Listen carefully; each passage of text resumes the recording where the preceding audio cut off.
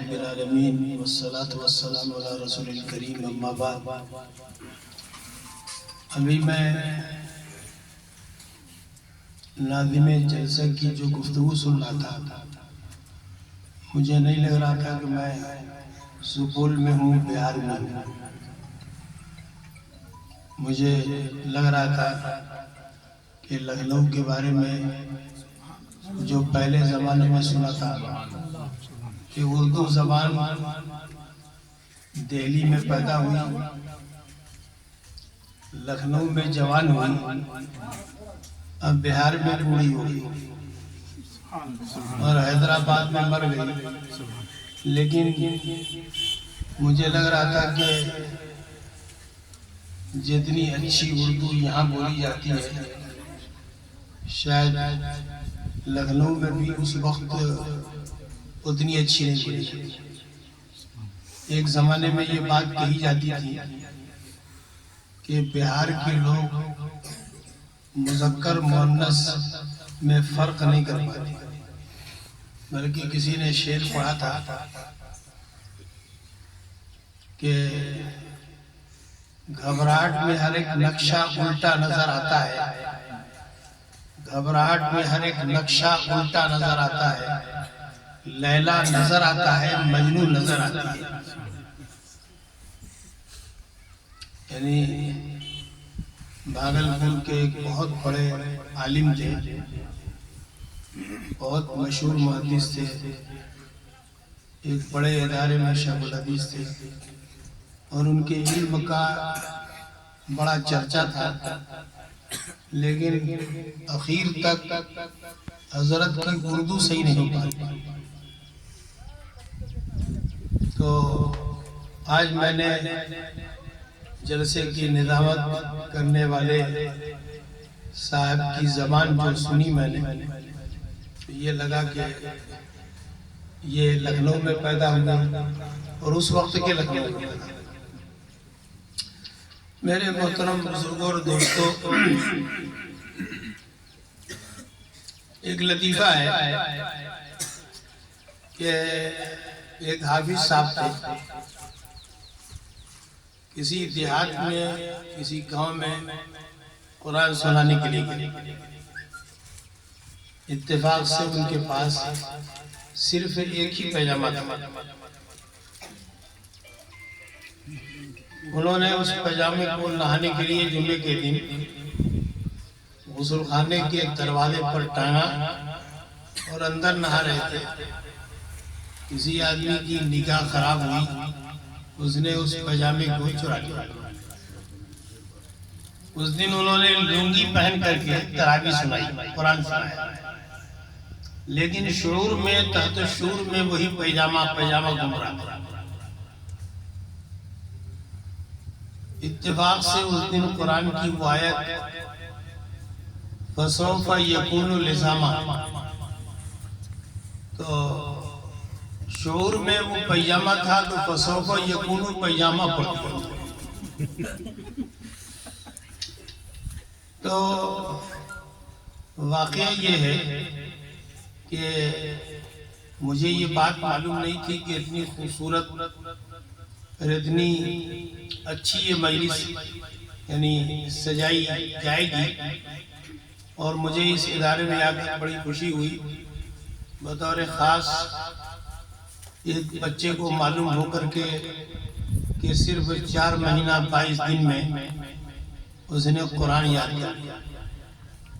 میں نے کہا کہ قرآن کا واقعہ یہ ہے کہ اعجاز ہے کہ جتنی مختصر مدت میں، جتنی کم محنت سے یہ قرآن پاک یاد ہو جاتا ہے، شاید دنیا کی کوئی کتاب اتنی محنت سے یاد نہیں ہو سکتی۔ ایک صاحب تھے، انہوں نے یہ سوچا کہ قرآن پاک 30 پاروں پر مشتمل ہے، اور اس میں آیتیں مقرر بھی ہیں، واقعات بھی کئی بار آئے ہوئے ہیں، الفاظ بھی بار بار آئے ہوئے ہیں، مقررات کی وجہ سے تشابہ بھی ہوتا ہے، تو ایک نیا قرآن تیار کیا۔ قرآن کا ایک آسان اور مختصر ایڈیشن تیار کیا. انہوں نے بڑی محنت کی. قرآن میں ایک آیت جب کئی بار آئی تو ایک بار تو رکھا، دوسری جگہ جہاں تھی وہ ختم کر دیا. ایک واقعہ جب ایک بار آ گیا دوسری جگہ ختم کر دیا. ایک لفظ جب ایک بار آ گیا دوسری جگہ آیا تو ختم کر دیا. انہوں نے 30 پارے کو بہت مختصر کر کے ایک چھوٹا سا قرآن تیار کیا اور اس کا نام انہوں نے رکھا مختصر القرآن. قرآن کی تلخیص، قرآن کا خلاصہ، مختصر قرآن. ہندوستانی کے ایک بڑے بادشاہ کی خدمت میں پیش کیا کہ میں نے بڑی خدمت انجام دی ہے قرآن کی.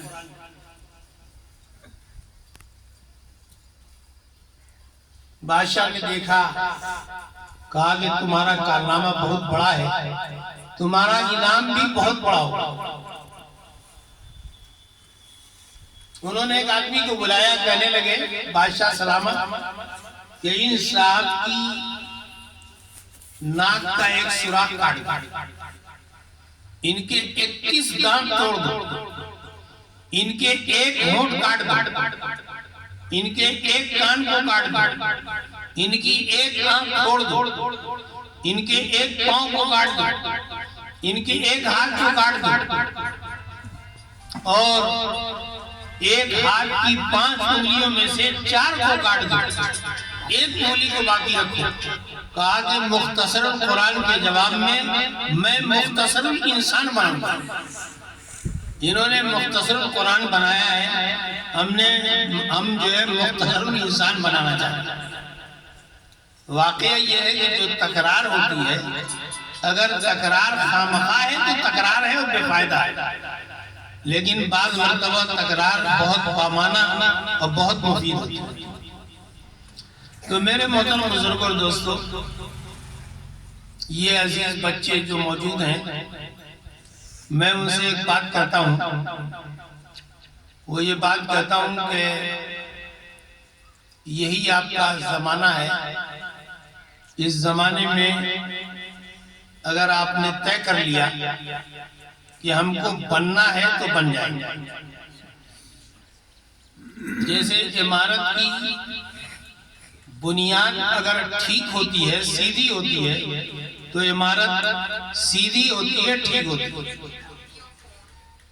اگر بنیاد ٹیڑھی ہو یا خراب ہو تو عمارت خراب ہوگی، ٹیڑھی ہوگی. ان ایام میں اگر آپ نے محنت کر لی، اپنے آپ کو بنا لیا، اپنا ایک مقصد متعین کر لیا، اس مقصد کو سامنے رکھ کر کے محنت کی، تو انشاءاللہ آپ اچھے یعنی مقام کو پہنچیں گے اور اپنے ہدف کو، نشانے کو پالیں گے. اگر ابتدائی و بنیادی تعلیم کمزور ہوگی تو بعد میں جب بڑی کتابوں کے درجے میں پہنچیں گے تو کوئی بات سمجھ میں نہیں آئے گی، دل نہیں لگے گا اور اس سے کوئی نفع نہیں پہنچے گا. میں اس کو ایک مثال سے سمجھاتا ہوں. اگر طالب علمی کے دور میں طلبہ نے اپنے آپ کو مفید بنا لیا، کام کا بنا لیا، تو ہمیشہ کامیاب رہیں گے. اگر اس زمانے میں اپنے اوقات کو ضائع کر لیا، وقت کو خامخواہ موبائل اور دوسری وہ چیزیں جن سے اخلاق بھی بگڑتے ہیں، صحت بھی برباد ہوتی ہے، وقت برباد ہوتا ہے، صلاحیت بننے میں رکاوٹ پیدا ہوتی ہے، اگر اس میں اپنے وقت کو برباد کر لیا تو بڑا خراب نتیجہ ہوگا. ایک زمانہ تھا کہ پیسوں کی بڑی اہمیت تھی، چونی اٹھنی کی بڑی قیمت تھی. آج تو شاید 5 روپے تو فقیر بھی لینے پر تیار نہیں. فقیر بھی کم سے کم 10 روپے لے گا، اس سے پہلے نہیں لے گا. پہلے زمانے میں چونی اٹھنی کی بڑی قیمت تھی. میرے بچپن میں ہمارے یہاں 5 پیسے کی چائے ملتی. تو اس زمانے میں چونی کی اہمیت تھی، ہم کوئی بہت زیادہ عمر والے نہیں ہیں، تو جس زمانے میں چونی اٹھنی کی قیمت تھی، اگر کسی کے پاس چونی اٹھنی ہوتی تھی تو دو طرح کی ہوتی تھی، ایک اچھی والی اور ایک خراب والی۔ اچھی والی یعنی کھری، خراب والی کھوٹی۔ اگر کسی کے پاس چونی اچھی ہوتی تھی، اٹھنی اچھی ہوتی تھی، تو اس کا الگ انداز ہوتا تھا، خراب ہوتی تھی تو الگ انداز ہوتا تھا۔ مثلاً آپ کے پاس خراب اٹھنی ہوئی تو آپ یہ سمجھتے تھے کہ رات میں چلے گی، دن میں نہیں چلے گی۔ رات میں آپ جاتے تھے اس سے خریدنے کے لیے، کسی ایسے دکاندار کا انتخاب کرتے جو بوڑھا ہو، موٹا سا چشمہ لگاتا ہو، اس کے پاس جو ہے روشنی کم ہو، اس کا سامان اچھا ہو یا خراب ہو، تول اچھا ہو جیسا بھی ہو، یعنی ریٹ اچھا ہو یا خراب ہو، جس بھاؤ جس طرح کا سامان دیتا آپ اس سے وہ سامان خریدتے اور چونی اٹھنی دے کر کے آپ خوش ہو کر کے واپس آتے تھے۔ اگر پیچھے کسی کے قدموں کی آہٹ محسوس ہوتی تو آپ کو ڈر لگتا کہ شاید اس کا جوان بچہ آ گیا ہوگا اور چونی اٹھنی خراب دیکھ لی ہوگی، شاید اسی چونی اٹھنی کو واپس کرنے کے لیے، سامان کو واپس لینے کے لیے شاید دوڑا رہا ہے، تو ہمارا قدم اور تیز ہو جاتا ہے۔ جب ہم اپنے گھر میں پہنچ جاتے اور گھر کا دروازہ بند کر لیتے تو کہتے اب چونی اٹھنی چل گئی۔ لیکن اگر جو ہے اچھی چونی اٹھنی ہوتی تھی، دن کے اجالے میں جاتے، اچھی سے اچھی دکان میں جاتے، مول بھاؤ کرتے، سامان بھی منتخب کر کے لیتے، اچھا تول اس کا دیکھتے اور پھر پورے اعتماد کے ساتھ لے کے آتے۔ تو میرے محترم بزرگوں دوستوں، واقعہ یہی ہے کہ اگر آپ نے یعنی بچوں نے اپنی صلاحیت کو مضبوط کر لیا تو جب اپنی تعلیم مکمل کریں گے تو کسی بھی جگہ کام کرنے کے لیے ان کو انتخاب کرنا پڑے گا۔ 10-20 جگہیں ان کا انتظار کریں گی، سینکڑوں جگہیں ان کا انتظار کریں گی اور وہ انتخاب کریں گے، کسی جگہ جائیں گے کام کرنے کے لیے، اور جہاں بھی رہیں گے پوری خودداری کے ساتھ، پوری عزت کے ساتھ اس جگہ میں رہیں گے اور اس کا انتخاب کر کے رہیں گے۔ لیکن اگر صلاحیت اچھی نہیں رہی تو ان کا انتخاب کیا جائے گا کسی دیہات میں، کسی معمولی جگہ میں، سہولت کے بغیر والی جگہ میں، لیکن وہاں پر بھی عزت کے ساتھ نہیں رہیں گے۔ روزانہ شام میں جب مدرسہ بند ہوگا، دفتر بند ہوگا، اگر دفتر کا ملازم ہو سکتا ہے کہ ناظم صاحب کے لڑکے کی شادی کا کارڈ لے گا، لیکن ہمیں ڈر لگے گا کہ کہیں ایسا نہ ہو کہ ناظم صاحب نے شکریہ کا لیٹر نہ بھیجا ہو۔ شکریہ کا لیٹر کا مطلب یہ کہ ناظم صاحب نے لکھا ہو کہ آپ کی صلاحیت کی کمزوری کی وجہ سے ہمارے طلبہ کو بہت نقصان ہوا، خدا کے لیے آپ کل سے تشریف نہ لائیے، وہ شکریہ کا لیٹر ہوگا۔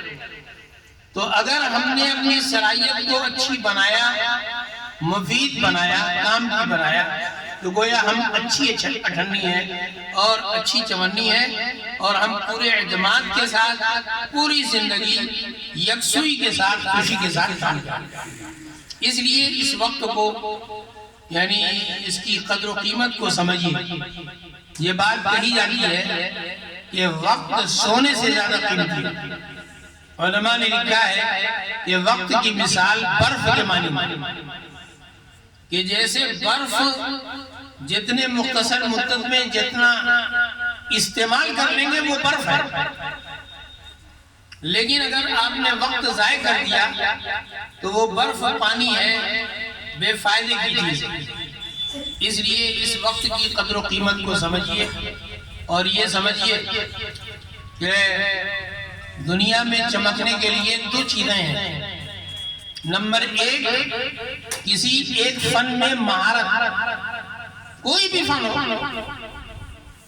حفظ قرآن میں، تجوید میں، قرآن فہمی میں، حدیث کے اندر، مسئلے مسائل کے اندر، کسی بھی میدان میں مہارت جب پیدا کر لیں گے تو دنیا کی کسی چھوٹی سے چھوٹی جگہ میں ہوں گے تو اس علم کے متلاشی اور شائقین اس جگہ پہنچیں گے اور آپ کی عزت اور شہرت کو کوئی روک نہیں سکتا۔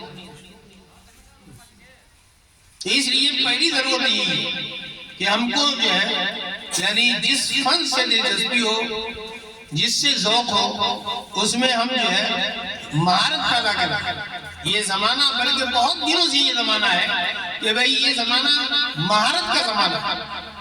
ابھی 20 سال 25 سال پہلے کوئی ڈاکٹر ہوتا تھا، ہر ڈاکٹر آنکھ کی بھی دوا، دانت کی بھی دوا، کان کی بھی دوا، پیٹ کی بھی دوا، سینے کی دوا، دل کی دوا، ہر طرح کی دوا دیتا تھا۔ لیکن آج جو ہے یعنی ہر میدان کے الگ الگ ڈاکٹر ہیں۔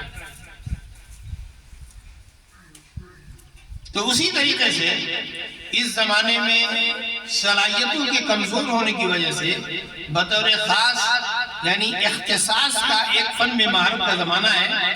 تو عزیز بچوں چن لو کس میدان میں آپ کو مہارت پیدا کرنا ہے، اس میدان میں اگر مہارت پیدا کر لیں گے، اور پھر یہ ہے کہ اخلاص بھی ہونا چاہیے اللہ کی رضا کے لیے، دین پر چلنے کے لیے، دین کی دعوت کے لیے، دین کے مطابق فیصلے کے لیے۔